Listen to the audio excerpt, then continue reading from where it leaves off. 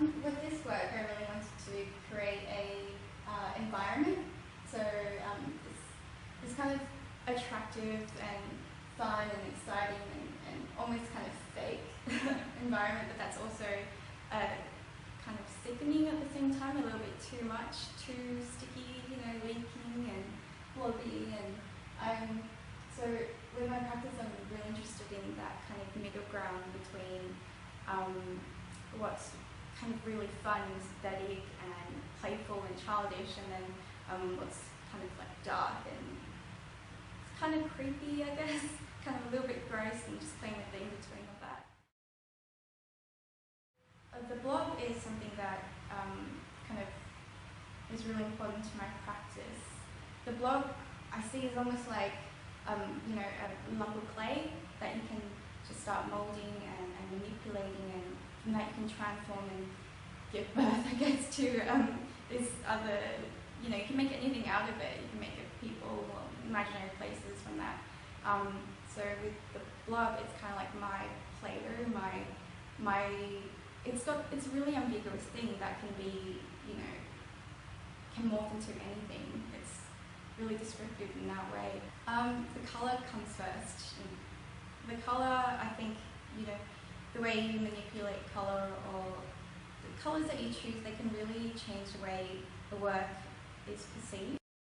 Abstraction and language, but the language is available a lot more, so it's kind of hidden behind all these systems of generating imagery, so the language is there in theory, but it can't necessarily be read very easily. Like the random generation of language using like software systems. So this is like half of what I've been thinking about in one sense, because this is the raw data or the raw language input, but then it is translated using autocorrect or like an anagram generator or something like that. So these words that make no sense, that kind of can't be comprehended, then get processed by some kind of outsourced technology and become decipherable in a sense. It's more intuitive rather than conceptual, even though there's conceptual elements to it. I'm more interested in how or where you can go, or how far you can go with your unconscious. And I think that's where a lot of my work comes from. Just epiphanies. Just weird scenarios that pop in your head. You kind of feel like you're a prophet, and you get these weird messages, and you're not quite sure what they are, but you just deliver them. The reason why I use found objects is because sometimes an object speaks to you, and you get a reaction from it. So, some of these objects are from my mum's house, some of them are from reverse garbage, some of them I found on the road, some I've had for a really long time. So yeah, it's kind of playing with that idea of, making history new. And yeah, so it's kind of just giving these objects life a little bit.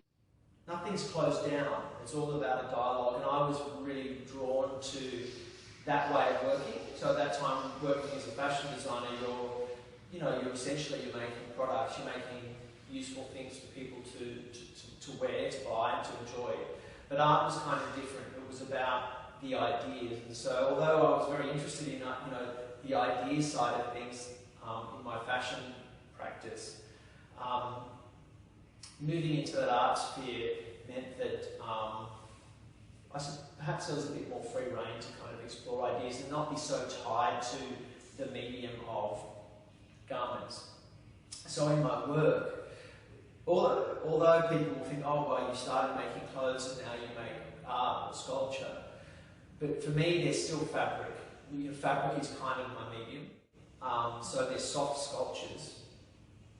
Although they always appear soft, although they might be hard. So from that beginning in fashion, I kind of brought with me, I suppose, a sensibility in the medium, which is fabric, and the way in which people engage with fabric is often about touch and tactility in their bodies. And so those ideas and the kind of the way in which people engage with fabric and use their bodies to interpret and explore things, that's really central to my art practice. Material first.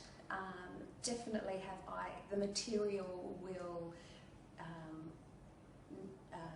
certainly give me an idea, or I'll get an idea from the material and expand on the idea, but definitely it's very aesthetic, very much driven with the feel of the material and the look of the material, and what I could possibly make out of the material. I find that materials just do have an emotional resonance, certainly for me and by my observation with other people. So I usually find a material, it has an emotional or aesthetic pull, and then I want to make something out of it. Sometimes that emotion is lost in the making, the initial emotion, and other times, like cube drawing, this work, I had been playing with Perspex a great deal, putting it in different lights, found this iridescent Perspex, and it had such a glow and therefore such an emotion and feeling about it that it just seemed very clear to me that I wanted to make it en masse. So yeah, I guess material, emotion, object, in that order. A practice consisting of precarious assemblage, that becomes installation in some way, and it's about layering and or bringing together signs and materials that are often a bit sort of poor quality or a bit kitsch or a bit cute, and bringing them together and seeing what sort of poetic things they might say and what sort of agency they might have. So that was very installation and sculpture arena-based area, and maybe in the last year or two I've seen that I've kind of been flattening things out a little bit, and also thinking about how objects and signs can be an image, and that they can sort of float around and exist as installation as well. This though being a painting show, I think is like very, I don't know, a really nice return, or even ironic perhaps, being that I did study painting and with honours for about 4 years and moved away from the canvas very explicitly, but now I'm doing these things which people are very much reading as digital paintings, and yeah, that's kind of sweet, I think, and just for, I guess, my personal history and the ironic joke that I've always had that I'd return to painting when I knew what I confidently what I really wanted to put on canvas, because it has this kind of weight and history painting does that I didn't sort of feel pressured in terms of crazy big precarious sculptures, because they didn't have to sort of speak to art history as explicitly somehow, but in a way I sort of slipped back into doing that, yeah. The two things I loved the most were painting and film.